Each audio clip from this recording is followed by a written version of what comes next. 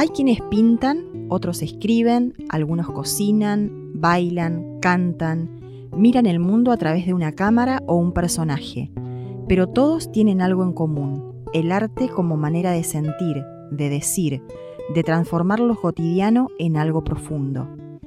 El arte está inmerso desde el origen de la humanidad y siempre ha servido como medio de expresión humana. Es un canal de comunicación universal que trasciende las barreras lingüísticas y culturales.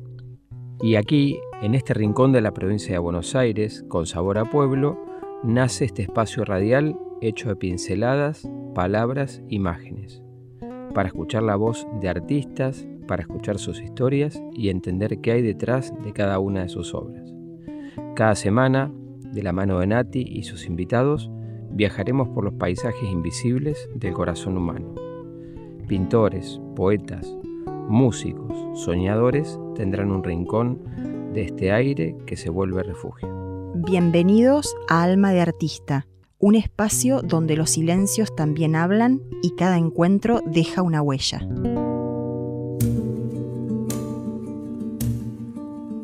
No jugaremos a la guerra rueda que rueda. Inventaremos un lugar para escondernos de los fantasmas, de las brujas, de los truenos, de todo lo que nos asusta y nos desvela.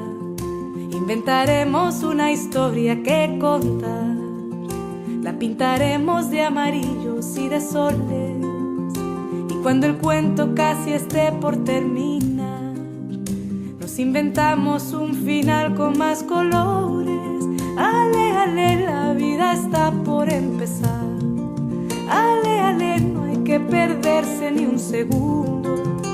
Hay que inventarse 1000 pretextos y cantar, que hoy más que nunca una canción precisa el mundo. Ale, ale, la vida acaba de empezar.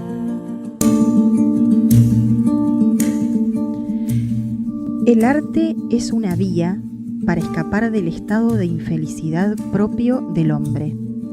Bueno, hoy arrancamos nuestro programa con una frase de Schopenhauer, un filósofo alemán muy influyente del siglo XIX, que tenía una visión bastante pesimista de la vida humana y consideraba que una de las vías de escape y algo para mitigar el dolor era a través del arte. Bueno, quiero darles la bienvenida a todos los oyentes, a todos los que nos escuchan cada semana. Mi nombre es Natalia Vigali, estamos saliendo por Radio Las Flores, AM 1210 y FM 89.7. Quiero agradecer a nuestro operador técnico Bruno Gioiosa y a nuestro coordinador artístico Carlos Carricaburo y darles la bienvenida a este nuevo programa. Para comunicarse con nosotros pueden hacerlo a través de 3 vías de comunicación que ahora Martín, hola Martín, ¿Cómo andas, Nati? Les va a comentar. Bien, a través de WhatsApp nos pueden escribir al 2244 50 46 11. Por YouTube nos encuentran como Alma Artista Radio Las Flores y por Instagram como Alma Artista Entrevistas. Muy bien, por YouTube vamos subiendo todos los programas que se van emitiendo cada semana.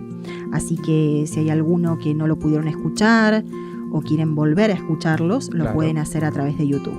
Fácil, muy fácil, ponen Alma Artista, Radio Las Flores y ahí nos encuentran. Muy bien.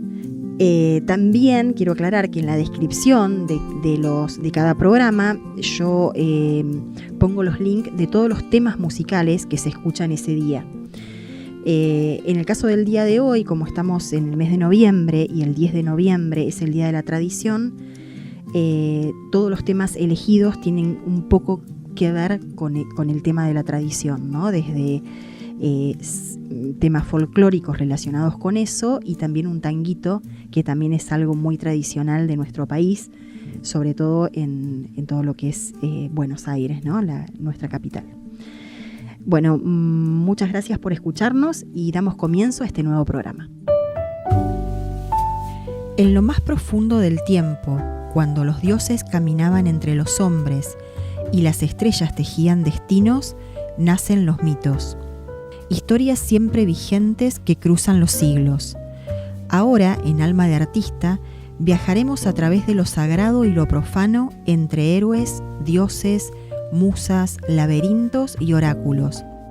Porque detrás de cada mito hay una verdad escondida, una metáfora que aún late en nuestra memoria y que es a veces la mejor manera de entender el presente. Hola, espero que disfruten este nuevo programa. Aprovechando que el 10 de noviembre se celebra el Día de la Tradición Argentina, fecha de nacimiento del escritor José Hernández, autor del poema narrativo El Gaucho Martín Fierro, considero importante traer la leyenda de la yerba mate, ya que esta infusión forma parte de nuestra tradición e identidad cultural. El mate como infusión tiene origen guaraní. Se consumía para fines medicinales, como moneda de cambio y para rituales. Sin embargo, anteriormente, otro grupo de indígenas, los Kaingang, ya consumían las hojas de la yerba mate frescas y sin triturar. Años más tarde, con la colonización de América, los jesuitas introdujeron el cultivo y la comercialización de dicha planta. Los primeros recipientes para mate se llamaban bernegal. Estaban hechos con una media calabaza y no tenían bombilla. Se debía filtrar la yerba con los dientes delanteros. Con el tiempo se comenzó a utilizar una bombilla hecha con una cañita de madera. Actualmente esta infusión es consumida por Argentina, Paraguay, Uruguay y otros países de América Latina.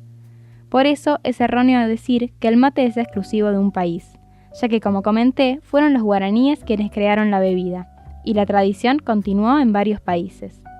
El mate es de todos, en cuanto a su origen y manera de consumirlo. Acaba la leyenda. Los guaraníes cuentan que la luna, Yassi, paseaba desde siempre por los cielos nocturnos, observando curiosa los bosques, las lagunas, el río y los esteros desde lo alto. Cada día contemplaba su belleza como una niña que está creciendo, que está viendo el mundo por primera vez.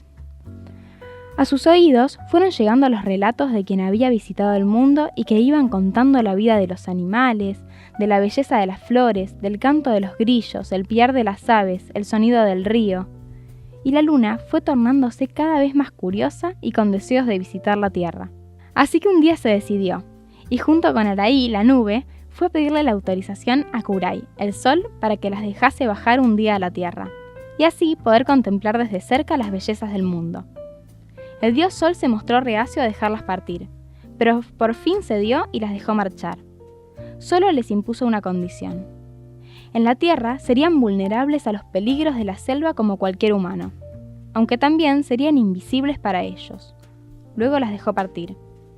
Fue así como la luna Yassi llegó un día a la tierra, y junto con Araí fueron visitando los lugares que veían desde las alturas, maravillándose a cada paso. Observaron de cerca cómo las arañas tejían sus redes, sintieron el frío del agua del río, tocaron la tierra roja con sus manos. Tan absortas en su mundo estaban ambas diosas que no se percataron de la acechanza de un yaguareté que las seguía de cerca. El felino estaba hambriento y quería comer, por lo que en un instante largó el zarpazo para atrapar a las mujeres. En el momento justo cuando estaba por atacarlas, el animal fue alcanzado por una flecha lanzada por un joven cazador guaraní, que justo pasaba por el lugar y que sin saberlo salvó la vida de las diosas. El joven, cansado por la búsqueda pero feliz por su conquista, decidió descansar al pie de un árbol y se quedó dormido. En sus sueños fue visitado por las diosas que, vestidas de blanco, le hablaron con cariño. Yassi les dijo que como símbolo de gratitud, cuando llegue a su tribu encontrará un arbusto a la entrada que nunca antes había visto. Le dijo cómo hacer con sus hojas para preparar una infusión que uniría a las personas de todas las tribus. Cuando se despertó y volvió con su gente, el joven cazador vio el arbusto a la entrada del campamento, y siguiendo las instrucciones que la diosa le dio en sueños, el muchacho buscó una calabaza hueca, picó las hojas del arbusto, las puso dentro y llenó el cuenco con agua. Luego, con una pequeña caña, tomó la bebida. Inmediatamente compartió la infusión con la gente de la tribu que observaba el trabajo del cazador. La calabaza fue pasando de mano en mano, y todos tomaron la infusión. Así nació el mate, una bebida que se convirtió en tradición para unir a las personas. Este fue un regalo de la luna a los hombres para que compartan sus vivencias, para que fomenten su amistad o para que disfruten un silencio compartido.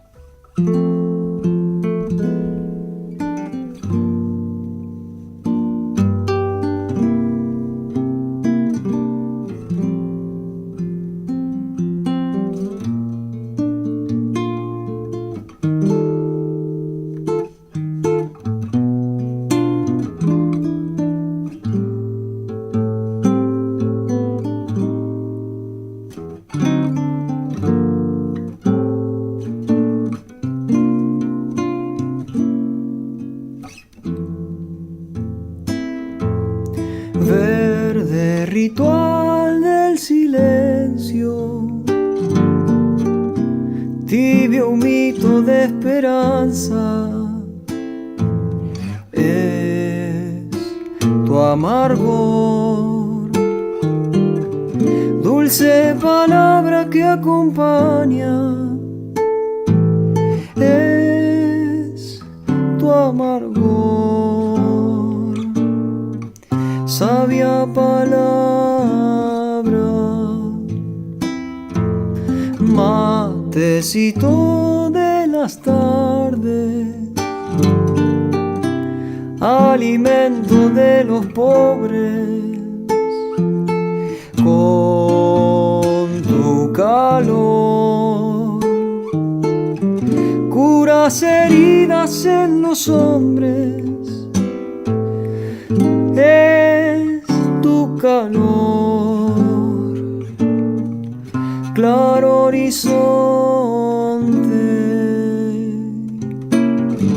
Vení mi hermano y pasá a compartir unos amargos que el corazón me lo anda reclamando, que al corazón hay que regarlo.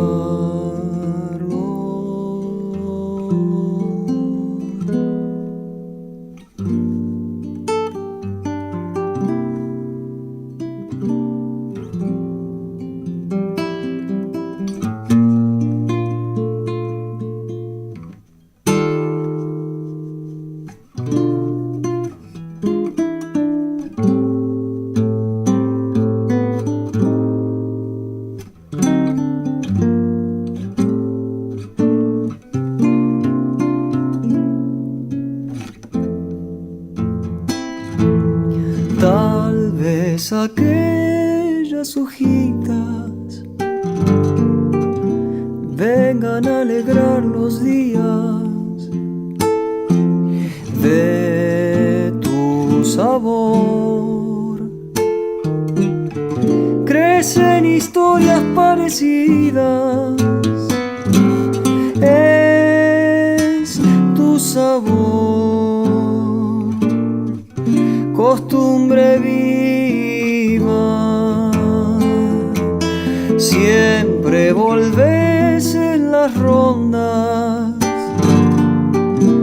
a enredarte con amigos, con tu verdor. Bueno, estamos escuchando Samba del Mate, que es una samba compuesta por Leandro Narduzzo y Nicolás Lapine, quienes la compusieron como parte del grupo Vamos Viendo, bueno, que la elegimos justamente por el mito que trajo hoy nuestra chica mito. En el próximo bloque seguimos con la entrevista.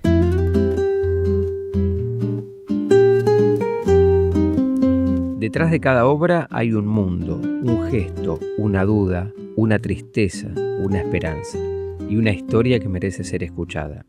En Alma de Artista nos sentamos frente al alma del creador para acompañarlo en el relato de su viaje, porque cada trazo, cada nota, cada palabra, cada imagen lleva consigo una búsqueda.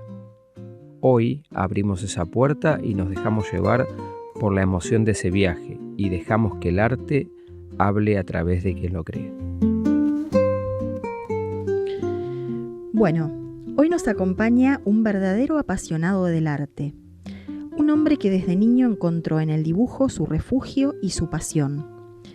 Con una trayectoria que abarca desde los dibujos animados hasta la escultura, la restauración y el grabado, nuestro invitado ha demostrado que el arte es una constante en su vida.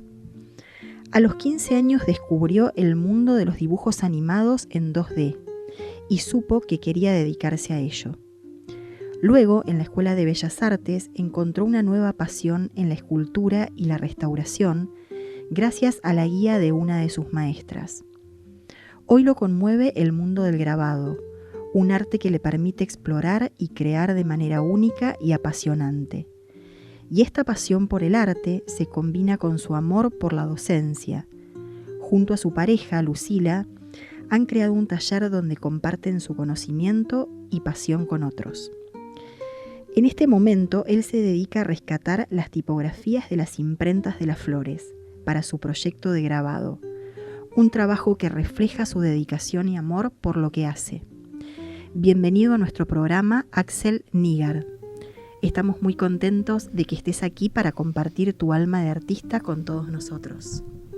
Gracias, Axel, por venir. Nos encanta que estés aquí para contarnos todo lo que has hecho a lo largo de tu vida y un poco tus proyectos y a qué te estás dedicando fundamentalmente ahora, ¿sí? Bueno, un saludo. ¿Cómo están a ustedes? ¿Cómo está la audiencia? Es un placer para mí estar acá. Este ámbito de la radio es único, es hermoso y místico también. Sí. Muy lindo. Axel, bueno, desde chiquitito vos me has contado que el dibujo fue un poco tu pasión, ¿no? Y que siempre, desde que arrancaste, nunca paraste de dibujar y que fue como algo muy marcado, ¿no? En tu vida y en tu infancia.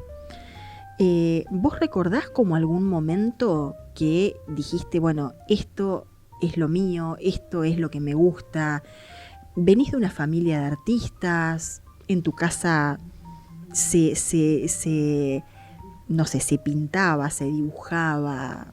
A ver, bueno, contame un poquito de eso. Te cuento, el dibujo, bueno, como todo niño, siempre es innato, ¿no? Tomamos lo que sea y empezamos a hacer grafismos, a dibujar, a divertirnos. Fue muy notorio siempre en mí, siempre me gustó mucho dedicarme a eso. Desde chiquito lo hacía con mucha naturalidad y tampoco tenía esa inclinación por ahí por los deportes de equipo, entonces por ahí era más retraído en el del trabajar. Tenía 2 o 3 amigos donde nos juntábamos a dibujar. Mirá. Por ahí jugábamos a la puerta un rato y otro rato nos sentábamos a dibujar. Por ahí pasábamos horas sin hablar, ¿no? Pero uno al lado del otro dibujando. Y eso es una cosa que me quedó muy grabada. Por ahí mis amigos se dedicaron a otras artes, yo me dediqué a las artes plásticas, pero tampoco en mi familia había dibujantes, solamente un primo, el cual yo un poco lo tenía lejano porque él vivía en Ushuaia, mi primo Guillermo, pero que después más de adolescente es donde yo más me empiezo a relacionar con él y yo empiezo también a descubrir que era lo mío, o sea, dejar de que sea un juego y de que sea una actividad paralela a empezar a pensarlo seriamente como una forma de vida. Bien. El arte está en mi familia desde la música. Mi abuelo era músico, era violinista y pianista. Tengo muchos primos que son muy habilidosos en la música. Y bueno, yo lo intenté muchas veces, pero no salió. Siempre me gusta jugar, pero más me convoca siempre el lápiz y la gubia. Igual algo de música hiciste en algún momento. Sí, estuve siempre estoy coqueteando con la música. Me gusta agarrar el charango, me gusta agarrar la guitarra, me gusta agarrar la armónica. He estado en algunas agrupaciones así muy sencillas donde jugaba un poco con eso. Tanto acá en Las Flores como cuando era más chico allá en Buenos Aires, también lo hacía. Bien. Axel, y esto me llamó mucho la atención, el tema de los dibujos animados. ¿Cómo surgió esto? ¿Cómo te metiste en ese mundo? ¿Cómo fue? Bueno, siendo chico, época de que todavía no existían las redes sociales, era todo por comentario y recomendación. Uno de mis amigos, Leo, que era con el que nos sentábamos a dibujar siempre, con otro que era el gallego también, un amigo, encontraron este lugar. Y cuando me lo contaron, yo digo, bueno, yo también quiero. Así que fui y me sumé. Que era un taller de arte. Era un taller de dibujos animados. De dibujo. Donde se enseñaba dibujos animados. Estaba lejísimo de mi casa. Qué lindo. Me costaba 1 hora y media llegar, pero era la pasión para mí los sábados ir a internarme ahí a dibujar. Incansable, porque usted Piensen que en una película son 24 fotogramas por segundo, o sea, son 24 dibujos para un solo segundo. Tremendo. Así que imagínense lo que hay que Tremendo. dibujar. Qué Hay que estar y dibujar y impresionante. dibujar. En la animación por eso usan un poco menos, no tantos. Pero igual, es una cantidad de dibujos muy grande. Entonces, bueno, yo estuve ahí con el profe Claudio Brasco, que es un referente en las artes de animación 2D. Aprendí mucho de él, aprendí mucho de la técnica, aprendí mucho de lo que es el ambiente también de la animación. Y bueno, estuve ahí 3 años trabajando mucho. Después, bueno, comencé a trabajar en una película, también en la película Americano el Marciano, que entré por Daniel, otro amigo también de la animación, y tuve la oportunidad de trabajar un poco en esa película, que también fue interesante porque entendí o terminé de como entender se cómo cerró funcionaba todo, ¿no? O sea, claro. cierra el ciclo de yo terminaba una animación, de hacer la asistencia a una animación y iba entintado a color y después veía la escena. Estaba todo el lugar con el storyboard preparado, las cajas y cajas de dibujos. Bueno, el personaje que era el director, que era el que hacía las voces, y estaba siempre nosotros dibujando muy concentrado, y él iba y venía hablando como los personajes. Era muy, muy divertido y muy loco a la vez. ¿Qué edad tenías vos ahí? Y yo tenía 18, recién Claro, cumplido. claro. Y nada, Sí, era también era fue divino. una experiencia. Sí, siempre terminé la secundaria y siempre quería tener la experiencia de trabajar, que era trabajar. ¿Cómo recordás esa experiencia? No, fabulosa. En la realización de una película a los 18 años, llegar a formar parte de. Era del fabuloso, grupo. sí, era muy de costadito, ¿no? Porque ya estaba terminando la película, estábamos ayudando, pero para mí era como estar en Disney, porque Claro. primero que era ver todo ese mundo, que no solamente me lo contaran, sino verlo. Claro. Y después ver la película también y ver las escenas que yo hice, ¿no? Qué bueno. Pequeñas escenitas que yo hice, porque uno va tomando pedacitos de la película y vas haciendo pedacitos. Claro. No es que uno desarrolla, es un trabajo muy de equipo. Donde es casi como un hormiguero, ¿no? Que cada hormiguita tiene su trabajito. hojita que va Trabajito. llevando, ¿no? Ujú. ¿Y se puede ver en alguna plataforma? Sí, en YouTube está. Sí, Ah, mirá, Americano el bueno. Marciano, del año 2001. Está muy buena porque es una película que es mitad 2D, mitad 3D. Y si la ven, es muy actual esa película, con la dirección de Ayar Blasco y Juan Antín. Tiene muy, muy interesante la película porque tiene toda una mirada de las redes sociales, mucho antes que existiera No Facebook. te puedo creer. Sí, está muy, muy interesante. Así que está para verla, recomiendo a todo el mundo Está que la vea. buenísimo, Sí. buenísimo. ¿Y ese personaje fue un invento tuyo? No. Ah, no. Yo ahí trabajaba Vos con trabajabas personajes ya los creados. personajes son del director de Asher. Bien. Eran los personajes de él, que ese personaje estaba en una serie de Match Music antes. Ah. Y llevaron una película. Y yo, bueno, entré como de ayudante en el último tramo, pero para mí fue alucinante. Y después ahí entraste a Bellas Artes. Entré a Bellas Artes, en paralelo fue el primer año de Bellas Artes, y ya ahí también me empecé a meter con la docencia, con lo que significaba ser docente, con todas las áreas de las artes, porque yo me dedicaba mucho al dibujo, Ujú. pero no tanto pintura, no tanto grabado, no tanto escultura. Entonces empecé a tocar todas las demás áreas y me empecé a fascinar porque todo me interesaba, todo quería Bien. saber. Y bueno, empecé a hacer cursos también, especializarme en dibujo, especializarme en grabado. También con Laura me especializaba en escultura, que era mi maestra. Y entonces en paralelo yo iba a la escuela 4 horas o 5 horas y cuando salía de ahí era más cursos. Era o a la casa de Laura a trabajar en escultura o al Museo Nacional de Grabado a hacer taller de grabado o con mi otro maestro Adrián Giachetti a hacer dibujo de retrato. Y así, eso era 3 veces por semana o 4, Claro. o sea, era doble turno. Sí, Yo sí, me sí, buscaba todo el resto del apoyo, digamos, para toda mi formación. Y esto de la escultura y la restauración fundamentalmente, ¿también se ve un poco en la Escuela de Bellas Artes? No.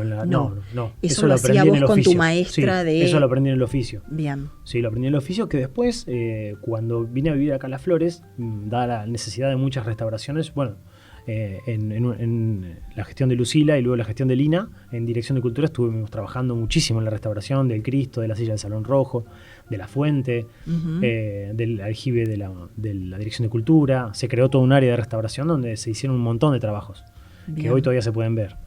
¿Y sigue esa área ahí? Y el o área, no? no sé si sigue, creo que no, pero sí sigue la escuela taller, que sigue enseñando los oficios Ah, bien. de la restauración y siguen trabajando en carpintería, en herrería, si eso continúa. Bien, bien. Axel, ¿y desde cuándo te te gustó o te empezó a interesar el tema de la docencia? Y la docencia en realidad siempre me gustó, no desde la práctica, no tenía mucha práctica, sí, a los 18 años también le daba clase a algunas personas inglés. Uh-huh. Y ahí empecé a trabajar el rol docente. Yo tuve muy buenos profesores en la secundaria. Muchas de las cosas que aprendí como docente las aprendí también de mis profes de secundaria.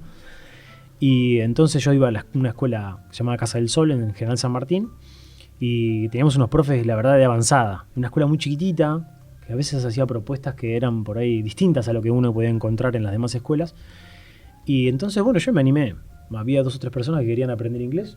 Y bueno, yo les enseño. Y ahí empecé. Y todavía no había arrancado, estaba en el secundario todavía. Y después, bueno, ya cuando hice las primeras prácticas me di cuenta que me encantaba. ¿Te gustaba? Que me gustaba mucho transmitir lo que yo sabía. Y como también después en el terciario tuve tan generosos docentes que me brindaron todo, entonces, bueno, digo, ¿cómo yo no voy a hacer lo mismo? Es un poco una devolución. Como algo lindo y como un deber, claro, un poco de todo lo que sabías, querer volcarlo. Claro, porque a mí me había hecho tan feliz eso, me había producido una alegría tan grande, y la relación con mis profes, que yo los recuerdo todos de una manera increíble, a cada uno una cosita que me dejó. Y bueno, yo, qué sé yo, de alguna manera también quería y quiero habitar en la mente y en el corazón de mis estudiantes, de alguna forma, aunque sea en ese pedacito. Buenísimo. ¿Y hoy por hoy sos docente dónde? Yo soy docente en la escuela normal, en la Bien. primaria. Estoy en la escuela 4, en el barrio Uh-huh. Trau, y estoy en la escuela técnica también, en secundaria, en un curso. Estamos acá en la ciudad de Las Flores, para la gente que nos escucha de otro lugar. Bien. Y también en tu taller. También tengo mi taller que ahí desarrollo en la parte privada con Lucila. Trabajamos ahí en todas las edades. A veces trabajo solo y a veces trabajamos en duplas. En grupos son 2 docentes a cargo del grupo. Bien. ¿Cómo es eso, Axel? ¿Cómo es trabajar con tu pareja y cómo se van complementando, ¿no?, en el taller? Bueno, eso es algo re interesante, ¿no? Porque cuando nos conocimos sabíamos que iba a ser un desafío. Porque los dos somos muy comprometidos con la obra de cada uno, somos críticos, somos estrictos, digamos, y yo lo era más todavía.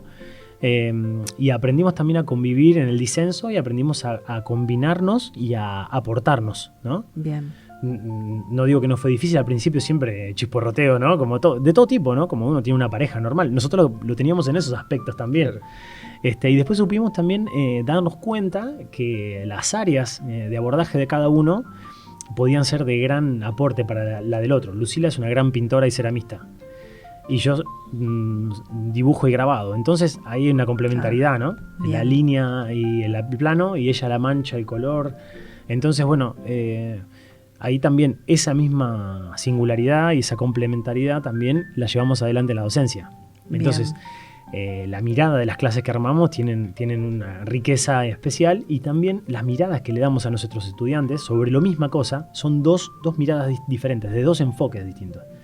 Entonces el estudiante, primero, la importancia de la influencia, pero que no está determinada por una persona, sino por 2. Entonces ella tiene que elegir. Uh-huh. Porque no son miradas contrarias, o a veces pueden ser contrarias. No nos vamos a ofender por eso, porque podemos ver las cosas de manera distinta. Entonces el estudiante de alguna manera toma una decisión. Sí, ya es un desafío, bueno, Claro. Elegir con quién me quedo, ¿no? Digamos. Exacto, y lo más importante es tomar decisiones. El arte es tomar decisiones de alguna manera, ¿no? Uh-huh. Uno dice, bueno, esto lo pongo acá y esto lo pongo allá. Sí, ¿no? o fusionan tal vez algo de tu lado Exacto, y otro lado de Exacto. Y van generando una autenticidad, una personalidad única, que eso es lo que nosotros buscamos en el taller. Buenísimo. Que sean artistas auténticos, personales, con un camino propio, con una mirada, con un desafío personal, que reflejen lo que ellos son. Perfecto, perfecto. Bueno, estamos con Axel Nígar, acá en Radio Las Flores. Vamos a una pequeña pausita y volvemos con más entrevista. AM 1210, Radio Las Flores. Estamos en tu memoria y en las memorias de todas las radios. Radio Las Flores. Estamos cerca. Llegamos lejos.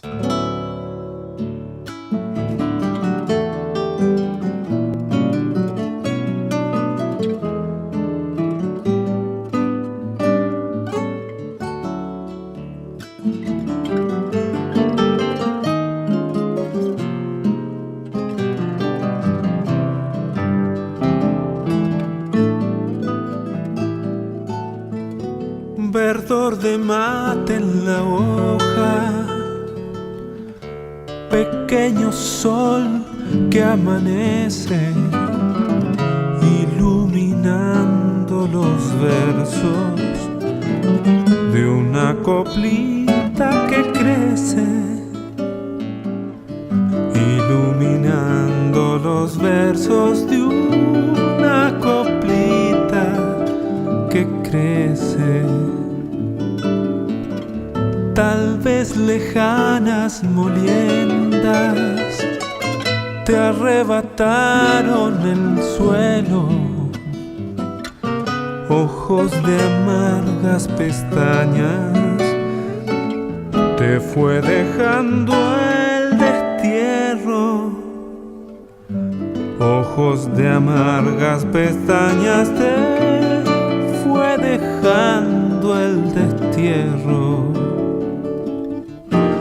Estrella de los papeles, no envidies el sol de enero.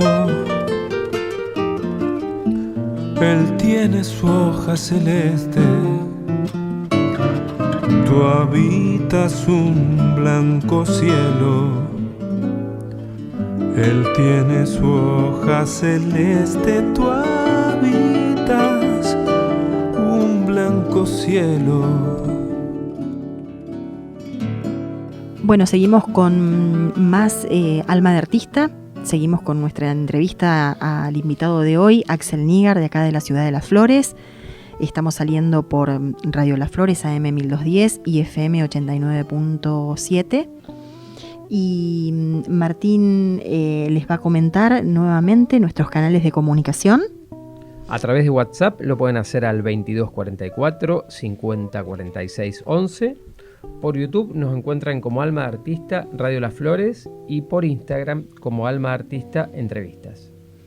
Bien, Martín, vos le querías preguntar a Axel. Sí, quería saber un poco el tema del grabado, cómo lo descubriste, cuándo lo descubriste y bueno, y contarnos un poquito qué es lo que estás haciendo ahora.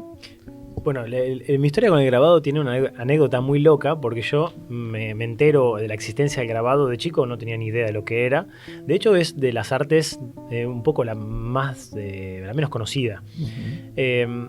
Estaba en séptimo grado con Laura, que era mi profe también de la primaria, y dice, bueno, vamos a hacer una silografía. Entonces trae unas maderas, trae unas gubias, y yo la verdad que, bueno, medio raro esto, no sé, hice un Fido Dido, ¿se acuerdan de Fido Dido? Sí. Un Fido Dido medio superhéroe con capa y qué sé yo. El dibujito de Seven Up. De Seven Up, exacto. Y no, pero era tan espantoso, y lo grabé y se me escapaba la gubia.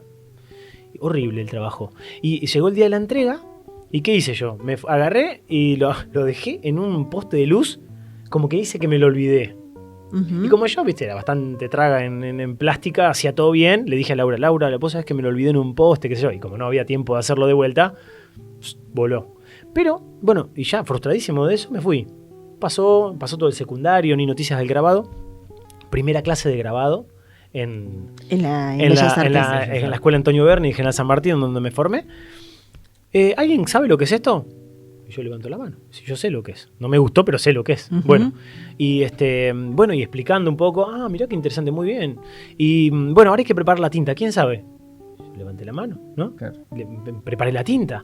Claro, y empecé como a sentirme en contacto con eso. Claro, ya después de tanto tiempo, cuando tallé y me salió bien, cuando entinté, entonces fue como un amor a primera vista, o a segunda vista en realidad. Un poco más de confianza. Exactamente, y ahí es donde me conecté con el grabado de una manera impresionante. Después también, en segundo año, bueno, en el primer año tuve a Sarita Piñeiro, una genia, ella era una genia del tapiz, era Gran Premio Nacional de Tapiz. Uh-huh. Y en segundo año tuve a mi maestro Adrián Giachetti, que ahí me terminó de volar la cabeza, porque era un grabador alucinante de ahí de General San Martín, es muy, muy conocido en el ambiente de los grabadores.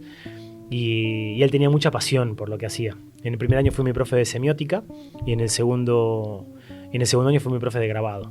Y ya en el primero ya nos empezó a adentrar en el grabado. Y bueno, para los que no conocen el grabado, es una de las técnicas de impresión, ¿no? Lo que hacemos es generar un sello, que es tallando, uno talla una madera y genera un hueco y un relieve. Se entinta el relieve y después se pone una hoja arriba. Entonces, ¿qué pasa? En el hueco se reserva, pero no entra la tinta, y en el relieve sí hay tinta. Entonces yo puedo imprimir muchas veces mi dibujo. Está buenísimo. Entonces, ¿qué obtengo? Obtengo originales múltiples. Y me parece una contradicción esto, pues si es original, ¿cómo va a ser múltiple? Pero bueno, cada estampa, al ser artesanal, son completamente diferentes y a la vez son casi iguales. Qué impresionante, claro. ¿No? Entonces se le llama originales múltiples. Y bueno, el grabado a mí me fascinó también por esta cosa de expansión que tiene, ¿no? Porque la obra, una pintura, yo como le digo a los chicos, vos haces un dibujo, una pintura, y ¿a cuántas personas se la puedes regalar? A una sola. Yo el grabado no. Yo se lo puedo regalar a muchas. ¿No? Claro. Entonces es una obra de arte también más popular, que llega a otros espacios, ¿no? Y que también tiene su origen en eso, en tratar de diversificar la imagen, de llegar a muchas más manos. Y eso me pareció muy, muy interesante, porque también el tipo de obra que yo trabajo, que tiene un contenido social, necesita de estar en más manos. Entonces la técnica era perfecta para esos fines. Y hay distintos tipos, ¿no? de grabados. Sí, dentro de grabado. Porque hay algo que yo leí, no sé si es así, más planos, más en relieve, más en bajo relieve, ¿no? Exactamente. Tenemos, dentro de las técnicas de grabado hay varias. Están las técnicas de relieve, que son las que yo hago, que es en tinta el relieve, ¿no? Y el hueco, siempre hay una relación de hueco-relieve. El hueco queda blanco. El hueco queda blanco, exactamente. Pero después están las técnicas de metal, que son como el agua fuerte, el agua tinta, la mesotinta, que es al revés. Se entinta el hueco y se limpia el relieve, se moja la hoja y se tiene que pasar por una prensa con mucha presión. Entonces el papel se mete adentro y se puede ver la tinta. Para que tengan el ejemplo de esto, ahí en casa pueden agarrar un billete y pasarle la uña. Y van a sentir que tiene relieve. Cada uno de los billetes está hecho con una técnica de grabado que se llama buril. Está hecho así, ¿sí? Con una técnica clásica de grabado, que eso hace muy difícil que sean falsificados, porque es muy difícil emular eso. No es una impresión de una máquina, sino que es una impresión por impacto, ¿sí? Por presión. Claro. Por eso tienen relieve y tiene esas liñitas que están hechas a buril. El buril es como el mismo que usan los plateros para hacer los grabados en los anillos. Esa misma herramienta, nada más que se llena de tinta y se imprime. O sea, la obra final es en papel y no es en el metal grabado. Bien. Esa es la técnica de hueco. Después está la técnica de relieve y después están las técnicas planográficas, que puede ser la serigrafía, que la conocemos mucho porque la encontramos en las remeras, la litografía, que también es plana, ¿no? Que son otro tipo de técnicas que no hay grabado, sino que hay un cambio de superficie. Por ejemplo, en la serigrafía es una tela que tiene agujeritos y que ciertos agujeritos, ciertas zonas están bloqueadas. Cuando uno le pasa la racleta, la tinta pasa por los agujeritos y en la otra parte no pasa. Entonces ahí se genera la imagen. Está buenísimo. Eso es muy bueno. Y después la litografía es una técnica alucinante también, que es sobre piedra. Es una piedra que, uno realiza un dibujo con un material graso, por un proceso químico se hace una fijación, y después yo aplico agua con una esponja. ¿Qué pasa? El agua y la grasa se separan. Entonces el agua se separa de donde está la grasa, y cuando entinto con el rodillo es grasa también. Entonces grasa con grasa se une, pero en la parte magra está el agua y no permite, entonces no se mancha y me queda la imagen. Yo puedo dibujar un dibujo muy fresco y sale y puedo reproducirlo incontables también veces. Muchas veces. Sí. Qué bueno. Esa es una técnica muy linda también.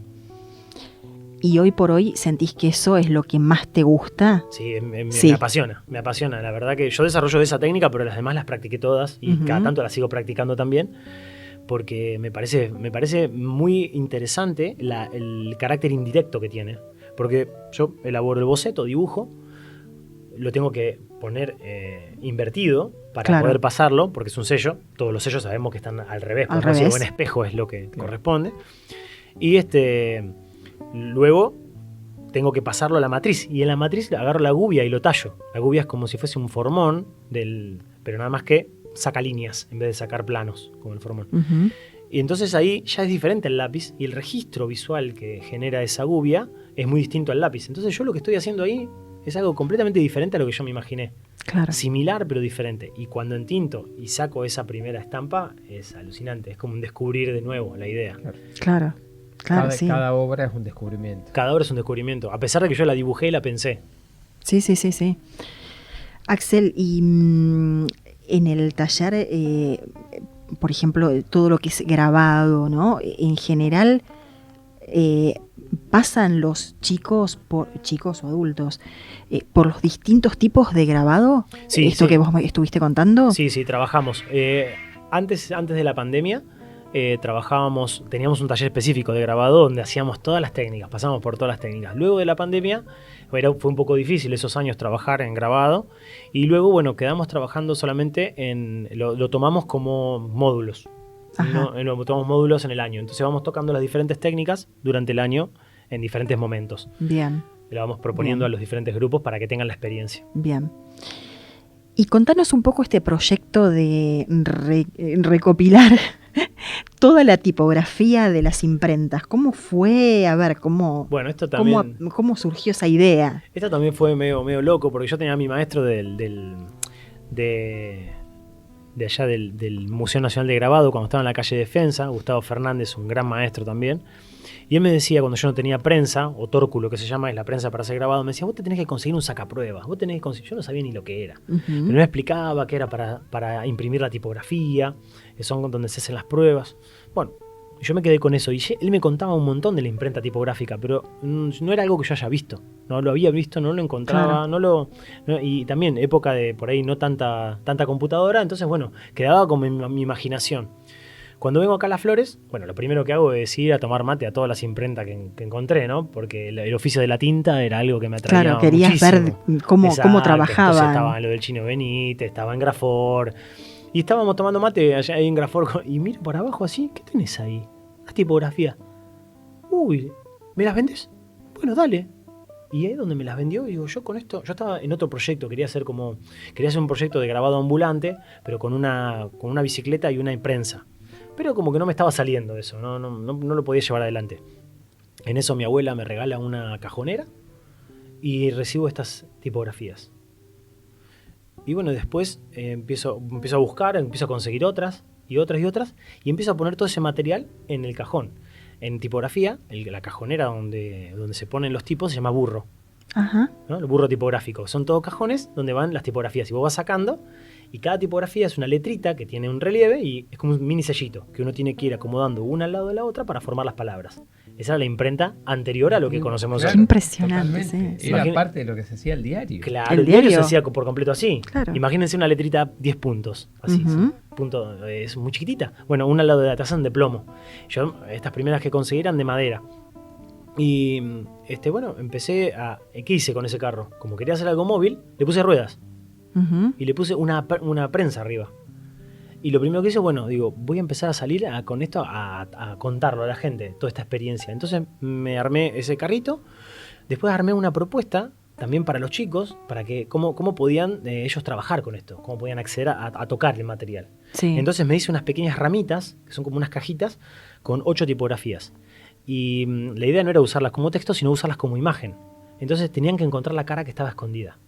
Y formar la cara con tipografías. Con una O para los ojos, un paréntesis para la ceja, un 7 para la nariz. Y ahí íbamos formando. Una vez que lo formaban, lo trabábamos con cartoncitos y cada uno se lo imprimía. Y se llevaba la impresión a su casa. Entonces, bueno, esto fue empezando a crecer, donde ya ahora tengo un taller ambulante, todo ya armado, con varias propuestas. Donde, bueno, me han llamado, estuve rodando por la ciudad como 10 años. Esto hasta hace 2 años, fijo, iba a 10 escuelas por año.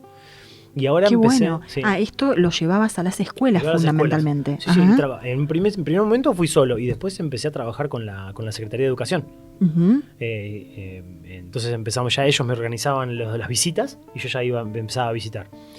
Y después hace 2 años empecé a salir a ferias gráficas.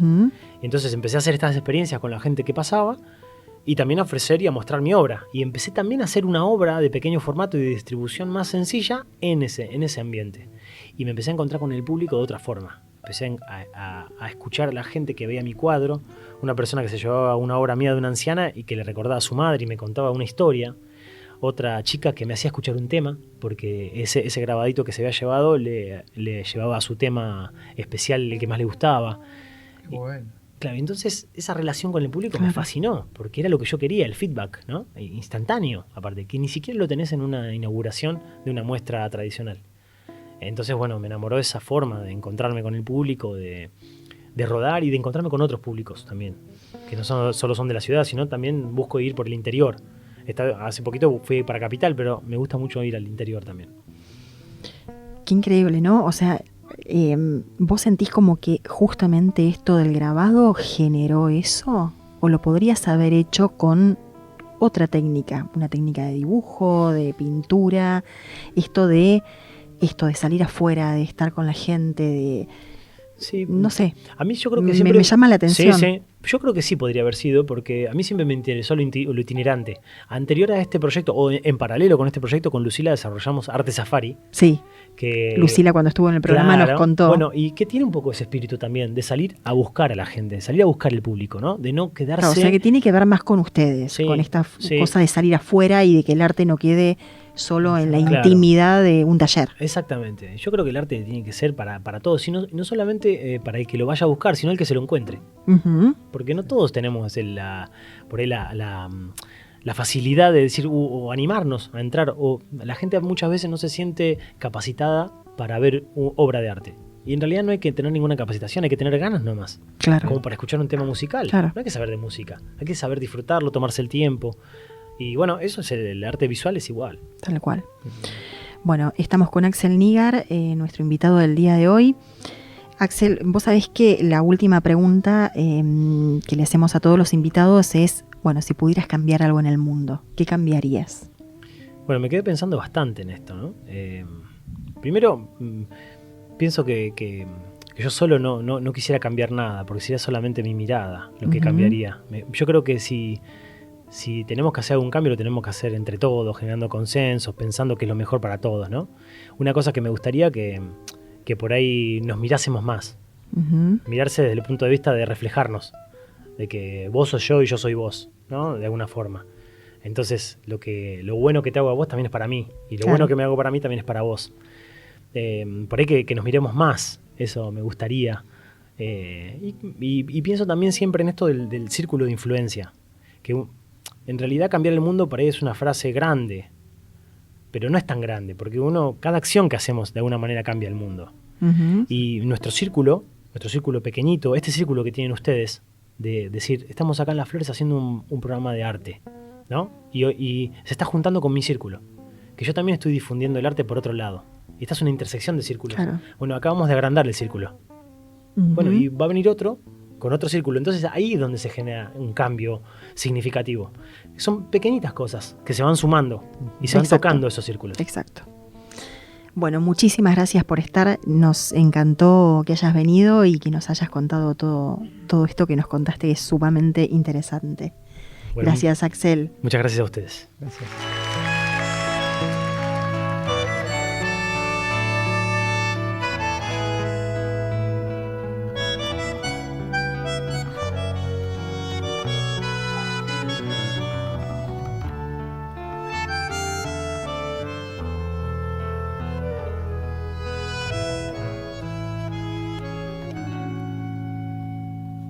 Me acobardó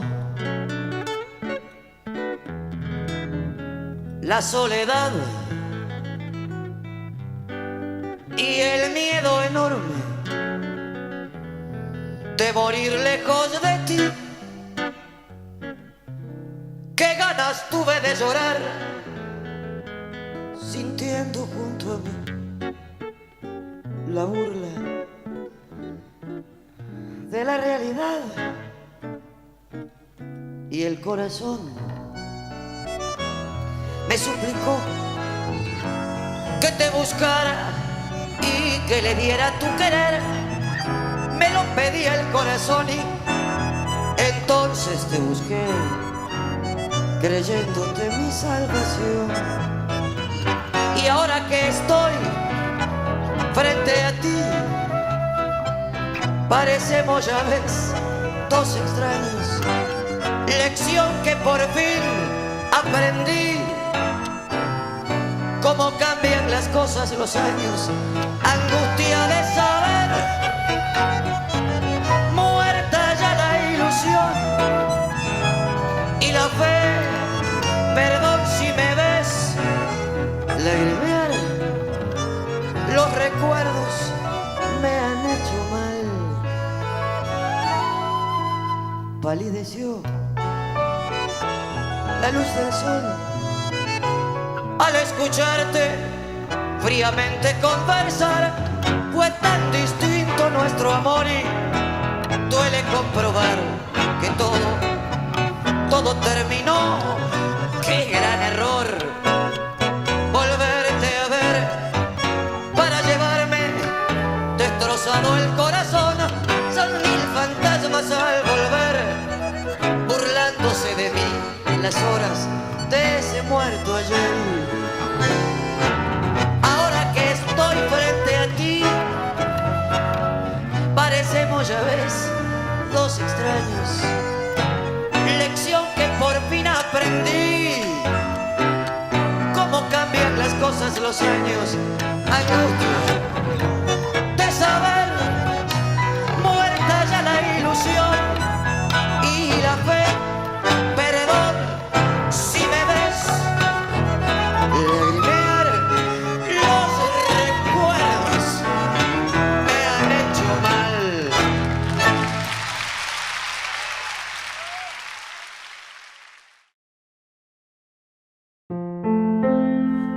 Hay palabras que rozan, que acarician, que arden, palabras que nos abren puertas y nos invitan a habitar el universo de la literatura. Aquí, en Alma de Artista, leemos, releemos, compartimos voces que nos atraviesan y laten más allá del papel, porque leer es también una forma de vivir, de resistir, de amar y hacer que las palabras de los que escriben sigan brillando. Hola Nati, ¿cómo estás? Buenas tardes a todos. Hoy traje un texto que va por otra rama del grabado, en honor a nuestro invitado, así como Axel hace xilografía, que es grabado en madera. Yo traje un texto de las famosas Aguafuertes porteñas de Roberto Art, que son un grupo de textos, un conjunto de textos, artículos periodísticos que funcionan como crónicas costumbristas y de tipos. Salieron publicadas en el diario El Mundo entre 1928 y 1933, en plena época de crecimiento de la ciudad de Buenos Aires, y su nombre es un homenaje a esta técnica de grabado, en este caso sobre metal, que son las aguafuertes. También funciona como una especie de metáfora, porque lo que hace Art justamente son retratos de tipos y de costumbres. Y voy a leer uno que, pese a los años que tienen, me parece que es bastante actual. Elegí uno de los textos que se llama El hombre corcho y, bueno, se refiere al arquetipo de aquel que siempre sale, como decimos hoy, bien parado. El hombre corcho, el hombre que nunca se hunde, sean cuales sean los acontecimientos turbios en que está mezclado, es el tipo más interesante de la fauna de los pilletes, y quizá también el más inteligente y el más peligroso, porque yo no conozco sujeto más peligroso que ese individuo, que cuando viene a hablarnos de su asunto nos dice: yo salí absuelto de culpa y cargo de ese proceso, con la constancia de que ni mi buen nombre ni mi honor quedaban afectados. Bueno, cuando malandra de esta o de cualquier otra categoría les diga que su buen nombre y honor no quedan afectados por el proceso, pónganse las manos en los bolsillos y abran bien los ojos, porque si no les ha de pesar más tarde. Ya en la escuela fue uno de esos alumnos solapados, de sonrisa falsa y aplicación excelente, que cuando se trataba de tirar una piedra se le alcanzaba el compañero. Siempre fue así, bellaco y tramposo y simulador como él solo. Este es el mal individuo que, si frecuentaba nuestras casas, convencía a nuestras madres de que él era un santo, y nuestras madres, inexpertas y buenas, nos enloquecían luego con la cantinela: toma ejemplo de fulano, mirá qué buen muchacho es. Y el buen muchacho era el que ponía alfileres en el asiento al maestro, pero sin que nadie lo viera. El buen muchacho era el que convencía al maestro de que él era un ejemplo vivo de aplicación. Y en los castigos colectivos, en las aventuras en las cuales toda la clase cargaba con el muerto, él se libraba en obsequio a su conducta ejemplar. Y este pillete en semilla, este malandrín en flor, por A, por B o por C, más profundamente inmoral que todos los brutos de la clase juntos, era el único que convencía al bedel o al director de su inocencia y de su bondad. Corcho, desde el aula, continuará siempre flotando, y en los exámenes, aunque sabía menos que los otros, salía bien. En las clases, igual. Y siempre, siempre sin hundirse, como si su naturaleza física participara de la fofa condición del corcho. Ya hombre, toda su malicia natural se redondeó, perfeccionándose hasta lo increíble. En el bien o en el mal nunca fue bueno. Bueno, en lo que la palabra significaría platónicamente. La bondad de este hombre siempre queda sintetizada en estas palabras. El proceso no afectó ni mi buen nombre ni mi honor. Allá está su bondad, su honor y su honradez. Casi podríamos decir que si es bueno, su bondad es de carácter jurídico. Eso mismo. Un excelente individuo jurídicamente hablando. ¿Y qué más se le puede pedir a un sinvergüenza de esta calaña? Lo que ocurrió es que flotó como el maldito corcho. Allí donde otro pobre diablo se habría hundido para siempre en la cárcel, en el deshonor y en la ignominia, el ciudadano corcho encontró la triquiñuela de la ley, la escapatoria del código, la falta de un procedimiento que anulaba todo lo actuado, la prescripción por negligencia de los curiales, de las aves negras, de los oficiales de justicia y de toda la corte de cuervos lustrosos y temibles. El caso es que se salvó. Ahora, sería interesante establecer si un proceso puede afectar lo que un hombre no tiene.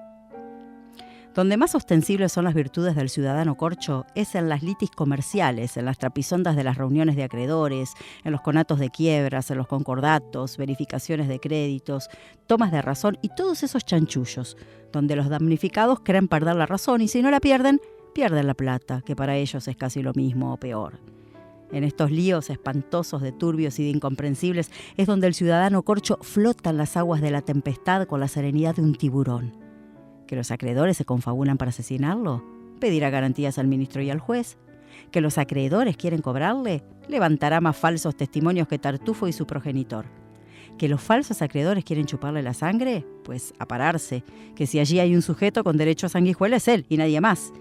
¿Que el síndico no quiere acomodar? Pues a crearle al sindicato complicaciones que lo sindicarán como mal síndico. Y tanto va y viene y da vueltas y trama combinaciones que al fin de cuentas el hombre corcho los ha embarullado a todos y no hay Cristo que se entienda. Y el ganancioso, el único ganancioso, es él. Fenómeno singular. Caerá como el gato, siempre de pie. Si es en un asunto criminal, se libra con la condicional. Si en un asunto civil, no paga ni el sellado. Si en un asunto particular, que Dios los libre. Tremendo, astuto y cauteloso, el hombre corcho no da paso ni puntada en falso. Y todo le sale bien. Así como en la escuela pasaba los exámenes, aunque no supiera la lección, y en el examen siempre acertó por una bolilla favorable, este sujeto en la clase de la vida la acierta igualmente. Si se dedicó al comercio y el comercio le va mal, siempre encuentra un sonso a quien endosárselo. Si se produce una quiebra, él, que es a pesar de la ferocidad de los acreedores, los arregla con 15% a pagar a la eternidad cuando puedo, cuando quiera. Y siempre así, falso, amable y terrible, prospera a los bajíos donde se hubiera ido a pique o encallado más de una preclara inteligencia. ¿Talento o instinto? ¿Quién lo va a saber?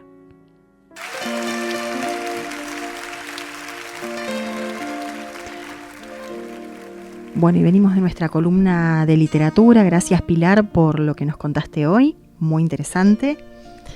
Y llegamos al final de nuestro programa. Hoy tuvimos de invitado a Axel Nígar, artista de acá de la ciudad de Las Flores. Quiero agradecer a todos los que escuchan el programa. Mi nombre es Natalia Vigali y quiero dar las gracias también a Bruno y a Carlos, que hacen posible también este programa, para que este programa salga al aire, y que Martín les recuerde nuestros canales de comunicación.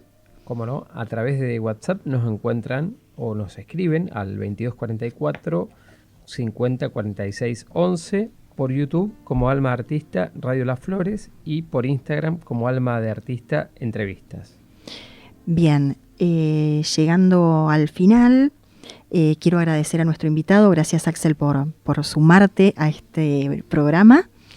Quiero que nos cuentes un poco dónde está el taller y para que la gente que quiera incursionar por ahí pueda hacerlo. Perfecto, bueno, el taller se llama Taller Más Arte, lo van a encontrar en Hipólito Yrigoyen, casi esquina Perón, ahí al ladito de la veterinaria de Boduán. Bien. Y bueno, nos pueden encontrar en redes también para un poco ver todo lo que conté hoy en Antigua Imprenta y también en Taller Más Arte en Instagram. Perfecto. Buenísimo. El taller de arte de Axel y Lucila está acá en la ciudad de Las Flores. Y bueno, llegamos al final, cerramos el micrófono, pero queda encendida esa luz que nace cuando alguien se anima a mostrar lo que lleva dentro. Gracias. No jugaremos a la guerra rueda que rueda. Inventaremos un lugar para escondernos de los fantasmas, de las brujas, de los truenos, de todo lo que nos asusta y nos desvela. Inventaremos una historia que contar, la pintaremos de amarillos y de soles, y cuando el cuento casi esté por terminar, nos inventamos un final con más colores. Ale, ale, la vida está por empezar. Ale, ale, no hay que perderse ni un segundo. Hay que inventarse 1000 pretextos y cantar, que hoy más que nunca una canción precisa el mundo. Ale, ale, la vida acaba de empezar. La, la, la, la, la, la, la, la, la, la, la, la, la. No jugaremos a la guerra rueda que rueda. Inventaremos un lugar para escondernos de los fantasmas, de las brujas, de los truenos, de todo lo que nos asusta y nos desvela. Inventaremos una historia que contar, la pintaremos de amarillos y de soles, y cuando el cuento casi esté por terminar, nos inventamos un final con más colores. Ale, ale, la vida está por empezar. Ale, ale, no hay que perderse ni un segundo. Hay que inventarse 1000 pretextos y cantar, que hoy más que nunca una canción precisa el mundo. Que hoy más que nunca una canción precisa el mundo. Que hoy más que nunca una canción precisa el mundo.